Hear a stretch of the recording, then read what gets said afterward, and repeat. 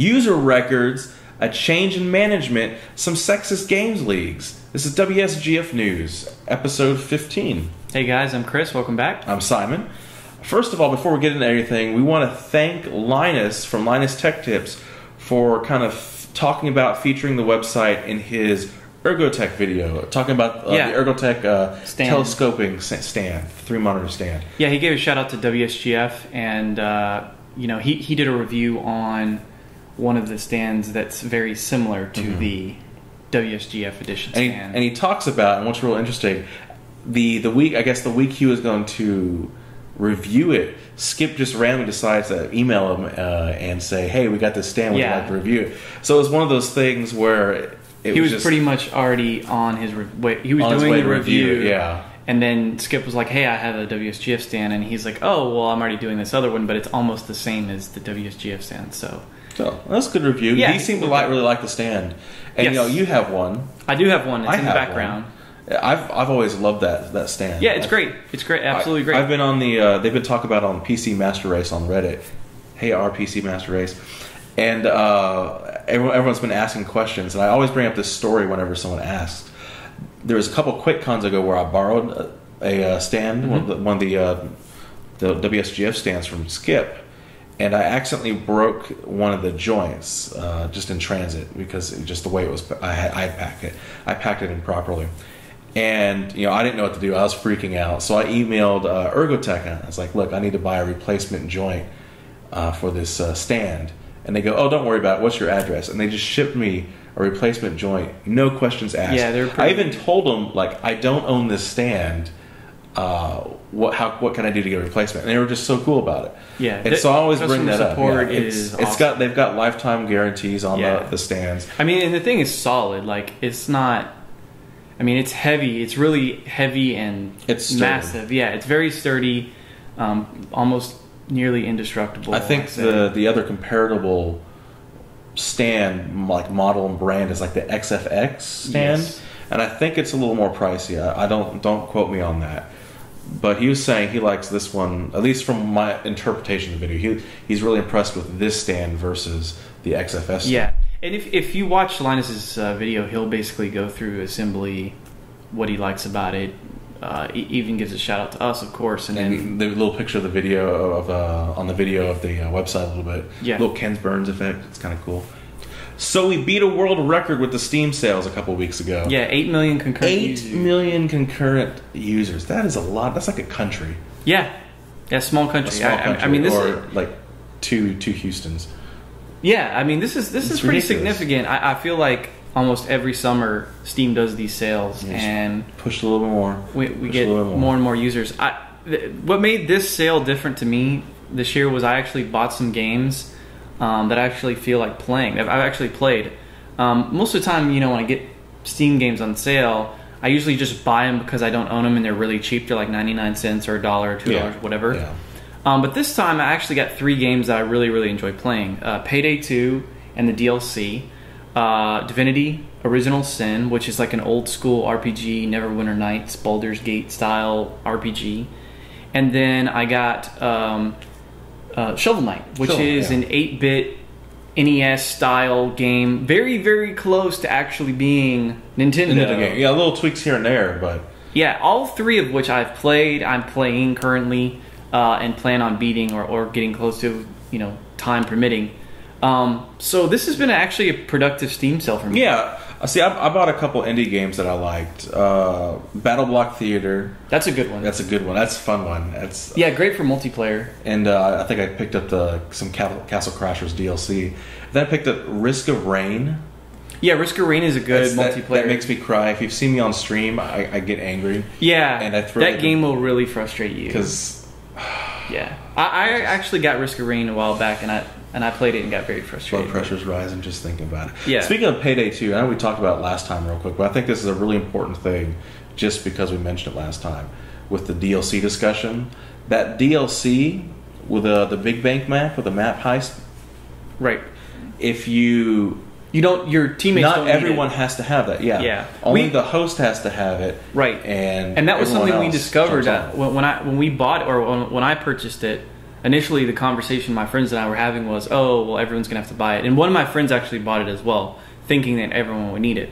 Well, then two of my other friends were like, no, we'll get it later. And then we were in the game, and then we start loading up the maps, and I'm like, oh, look, I can click on Big Bank, and sure enough, all of us can play it. Only the person hosting has to have it, not everyone, which is actually pretty cool. You know, one person buys it, your other friends don't need it, everyone can still play it. So harking back to the DLC conversation, that's another good way of doing DLC. Sure. It you know, that provides, you know, me as a person saying, do I get my money's worth or the value out of buying that DLC? I think yes, because not all my friends have to have it. We can all still play the map.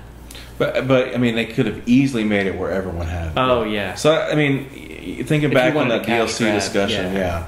I mean, there are good ways to do it and there are bad ways to do it. Yeah, now, talk about some of these Steam stats. We were looking at some of these, and these haven't really changed too much since the Steam sale, because I was looking at those earlier.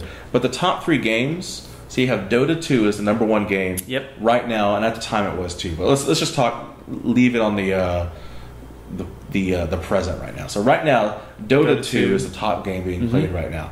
After that is Counter-Strike Go, and after that is Team Fortress. TF2. Yep. First of all 3 of those games are Steam or Valve games. Valve games, which kind of makes sense. It's the Steam platform. 2 out of 3 are free to play. 2 out of 3. That's the next thing. 2 out of 3 are free to play. Yep.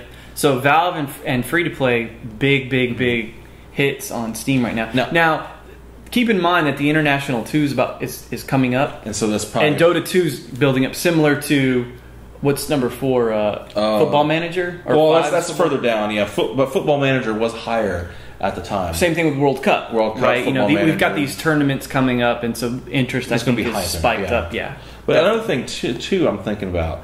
The top 3 games each have like their own market system with the drops and sales too. Right. So that's really, really interesting too. Those games can make you money if you play enough. Yeah, and I think even though CS:GO is you have to pay to get the game. Yeah. I think it does have a market for drop weapons. Yeah. Same sort of thing like. And it's successful. It's successful. Valve's done a really good job about doing these sales and the games that they're doing. They've done a great job.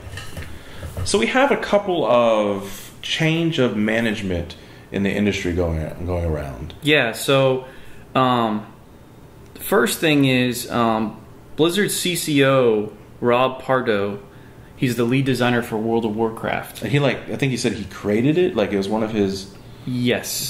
He's the brainchild. Or 17 years he's been with Blizzard. 17 years. Long time ago.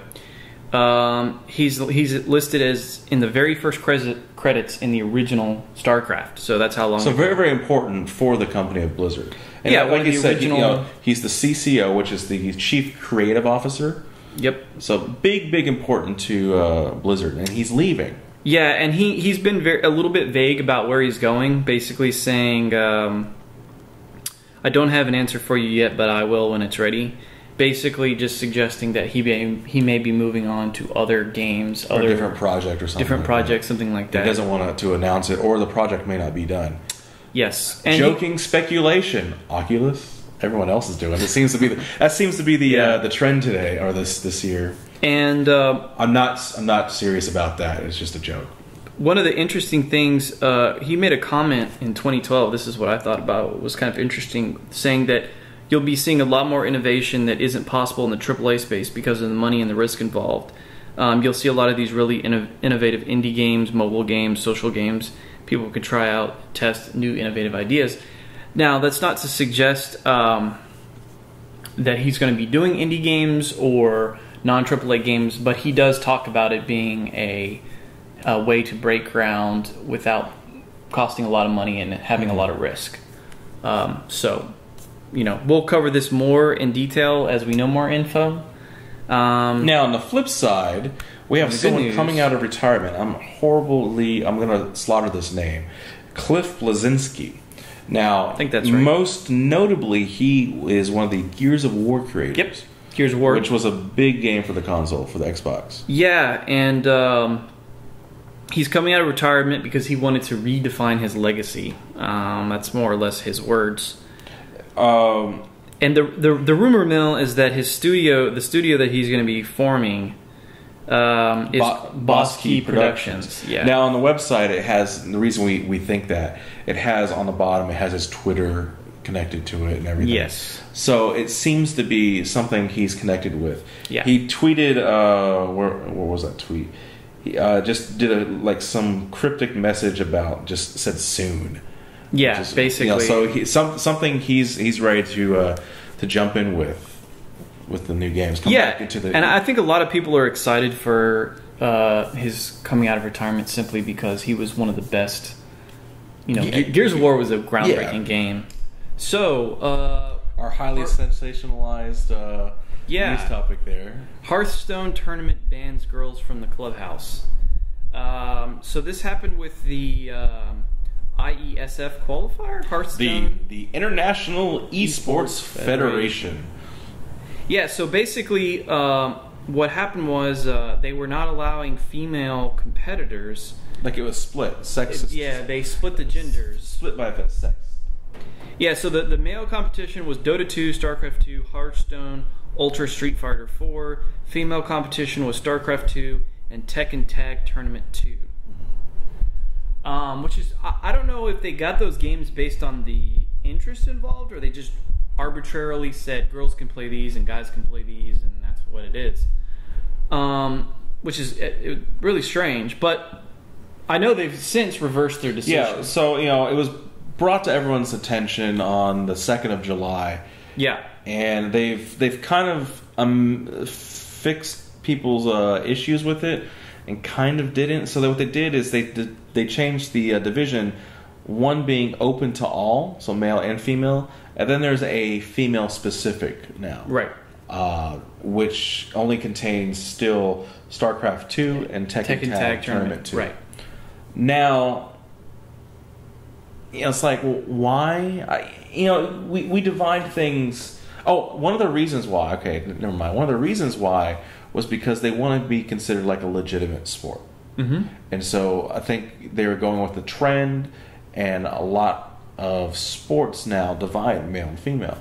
But you think like a lot. You're saying this is the argument for the original? Yes, for the original. The original division. And I believe that's why they did it. Yeah. Like tennis is divided male-female, basketball is divided male-female. And we were talking about this earlier. The difference between a physical sport and e-sport, though, is different because there's no. The reason physical sports are divided up is because men typically will dominate in more physical demanding sports. Just because of the way the male body nature works. Yeah, I mean, there's no real. I'm sure there's girls that are stronger than me. So there's not a. It's not. I mean, there's not a global everyone's stronger than everyone, but typically in sports, on the average, so that they segregate men and women so that they can each compete in their own. There's a level playing field. But on esports, and the example you gave was poker. Yeah, with like the World Series of Poker. And those kinds of sports, there should be. I mean, I don't see any reason why there should be any difference between a man and a woman. I mean, like World Series of Poker, there's no physical exertion. It's all mental and reading and psyching people out. Now there is no difference. Or another thing I brought up was speed cubing.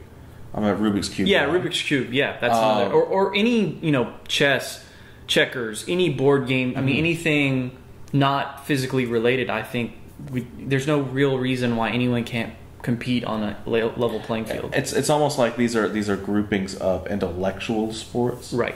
Sports that it's all up here and it's your mind, not your dependent body. upon the way your body works. Right. And so esports is going to be listed under cerebral, I guess, cerebral or whatever you want to call it. To me, esports are more along the lines of mental, like chess, checkers.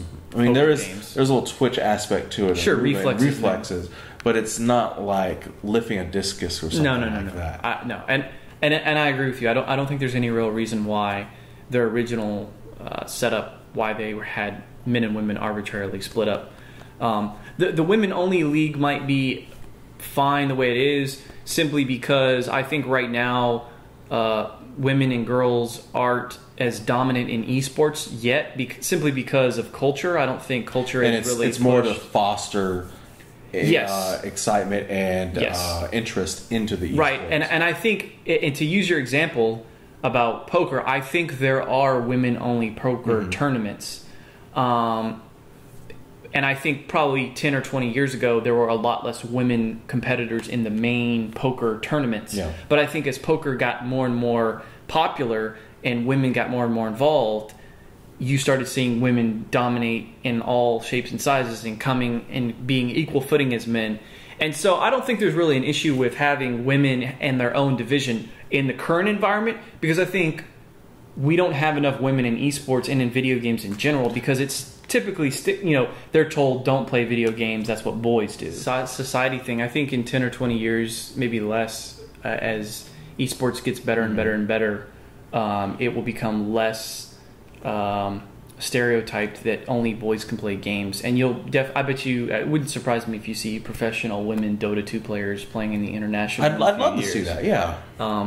And Counter-Strike and all kinds All right, thanks again for watching. This is WSGF News, episode 15. Yeah, guys, make sure you check out YouTube, like, comment, subscribe on the video. Leave us a message on Twitter. I'm at Computer Lasco. I am at The Destroyer FTW. The main website Twitter is at WSGF. Check out our Facebook pages. Check out the site. Check out the site. Make sure you do your DRs. Yeah, do your DRs. Oh, we need like an Uncle Sam. We want you. That's what we get. DRs and battle stations. Post we really battle need stations. those. Be sure to check us out on Saturdays. Remember, Social Saturdays. I know we're recording on Saturday right now, so I'm going to run home and play some games. But be sure, all day Saturday, just jump on. Some games on Saturday. Download Mumble and jump on our Mumble server for Social Saturdays at voice.wsgf.org. But until next week, I guess we'll see you then. Thanks for watching. Thanks for watching, guys.